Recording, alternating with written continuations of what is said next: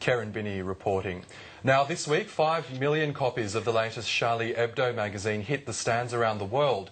But Australian Human Rights Commissioner Tim Wilson believes that the Charlie Hebdo cartoons would be banned in Australia under the Racial Discrimination Act. Section 18C of the Act makes it illegal to offend, insult or humiliate someone based on racial grounds. So what does freedom of speech mean? And of course, how does it cover freedom to offend? And for more on this and other top stories of the week, we're joined now by Kaye, the Chief Executive of the Australian Chamber of Commerce and Industry, and John Kaye, New South Wales Greens Upper House member. Welcome to you both. Hi. Kate, can I start with you? Do you think this issue around free speech, is it the talking point that we should be focusing on, or is it the fact, obviously it came from these Paris attacks, about how young, sort of disaffected, idealistic at sometimes young Islamic men are seeing violence as the way to turn to? Look, obviously the issue here is the issue that a large number, it appears, right around the world of young Islamic men are being attracted to to some pretty dramatic approaches to achieving what they want out of their lives, out of the community generally. The radicalisation is huge. I think we've got to just go back to Australian law for a moment. When the federal government put on the table the changes to 18C, there was probably, from my perspective, the most broad-based opinion in Australia, from the right, from the left, from everywhere, that the changes had gone too far, that Australia actually wanted to have laws that did moderate capacity to insult, really. I thought that was really interesting because it wasn't just the left, it wasn't just the right, it was a range of people who said, no, not for Australia, not right now. So I think that possibly we've got the balance right in Australia. Andrew Bolt wouldn't agree with me, of course, and you never quite get there, but I think the difficulty, or the thing that we've done well in Australia is respect, really, respect for people from broad-based, different philosophies, different races, different opinions, and that's something that we should be very proud of. John Kaye, can I ask you the question about the Charlie Hebdo cartoons? A lot of conjecture has been made about whether or not it would be legal in Australia.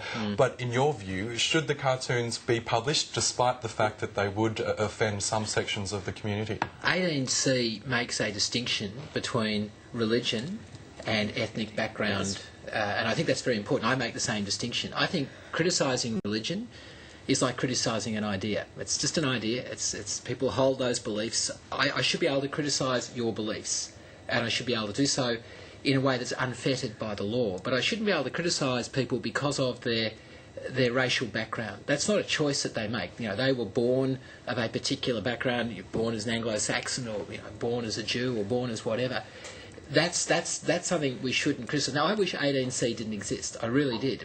But we need it because we do have a tenet of racism. It's about protecting people for things they have no control over. Whereas Charlie Hebdo, I just totally disagree with Tim Wilson. The 18C is what it is. It says you can't offend people, cause offence to people or groups of people on the basis of ethnic background, country of origin, race or colour. Yep.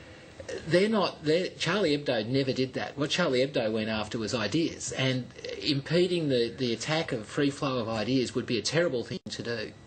I'm interested though, I mean, you both come from political backgrounds, Kate, you've moved beyond it now, but I mean, really, is this not a theoretical argument? The Abbott government went down this path last year. It proved for many reasons too hard. Yes. Whether or not that was purely the politics or the failure to argue it properly for a change. But nevertheless, it was dumped. Yeah. Is it time to leave it dumped? Yeah, from my perspective, yes. I think that the balance that we've got in 18C has proven to be what Australians want from all parts of the political and the social spectrum, I suppose. You're never going to get it totally right, and I sort of accept John's comment about I do accept John's comment about 18C. It's right that it doesn't cover a religious belief. The problem is that there's an awful lot of overlap right in the middle, particularly in the Islamic space, and where race and beliefs sort of fall out, which is the reason I think 18C gets the balance about right. But gee whiz, to be lovely to have just free speech. The overlap is complex, and it's nowhere more complex than with Jewish people. Because absolutely, let's set that point. And probably to some extent with Islamic people, though I don't think that's true. I think there are so many people from different ethnic backgrounds who are Islamic, including Anglo-Saxon backgrounds. That's absolutely true. So I think, yes, there are complexities there, but we shouldn't let that get in the way of the fundamental idea that we should have freedom of speech and we should protect it totally, but we should not tolerate people attacking other people or other groups of people on the basis of race. We could go on about it forever, I guess, but let's move on to another hot topic that happened this week, and that was the government ditching its plan to cut the rebate for short visits to the GP. Earlier we had the President of the New South Wales AMA on saying that he welcomed that. What do you guys think? Is this a good move, and is this an embarrassing capitulation from the government's point of view? It's a great move. It's wonderful to have a new minister, Susan Lee, in that space. Susan is an incredibly talented woman with a very interesting background. Certainly not a health background, but she's shown in a range of different roles just how capable she is. And her approach in a whole range of areas that she's been involved with is very much a consultative approach. In the childcare space, in the school-based training space, she was out there, because I was there a lot with her, talking to everyone who she could possibly talk to. She'll do the same here, and that will be a step in the right direction. The important thing is that we don't step away from the fact that there does need to be reform in Medicare. There's no doubt there needs to be some price signals, but that needs to be done in consultation with the medical fraternity, but also the large number of other people who are involved in care about health generally. John, you are the spokesman for the Greens here in New South Wales about health policy. Do you accept the fact, well, I suppose more broadly, do you think Medicare is sustainable in its current form, or do you accept the argument that reform is required? Improvement is always, there's always room for improvement, and I accept there are things we can do that can improve dramatically the way we deliver healthcare in Australia. But the argument that our current healthcare direction is unsustainable is rubbish. We spend just over 9% of our gross domestic product, of our total economic output, on healthcare. That's growing pretty rapidly. No, it's not. No, it's not. That's just not true. It's predicted to go to 10% over but with the next an ageing decade. population, increasing population, aren't the demands? With an ageing population, with changes in technology, boomers. with change in technology, and it's not about price signals. I think price signals are rubbish. Price signals only work where there are alternatives. What's the alternative to going to the doctor, being sick at home? That doesn't work. If we're worried about sustainability, we have to address sustainability. We should look at the 30% of the healthcare budget that's spent on people in their last 1 year of their lives. The heroic work we do in intensive care units at $270 an hour in an intensive care unit, where people are not going to come out where they would be better off at home. But that's not about Medicare. Medicare is sustainable. If we were looking for savings, if we were worried about unsustainability, wouldn't we look at the $3 billion a year we waste on the private health insurance rebate? Costs us $5.5 billion. It's not the issue. It is the issue. What is the issue? Look, we've got to look at, we have to look at the sustainability of Medicare. It's where a very large amount of the dollars go. Remember with the pharmaceutical benefits scheme, a number of years ago now we put in a price signal. And by the way, it did make a very large difference to the utilisation of pharmaceutical benefits.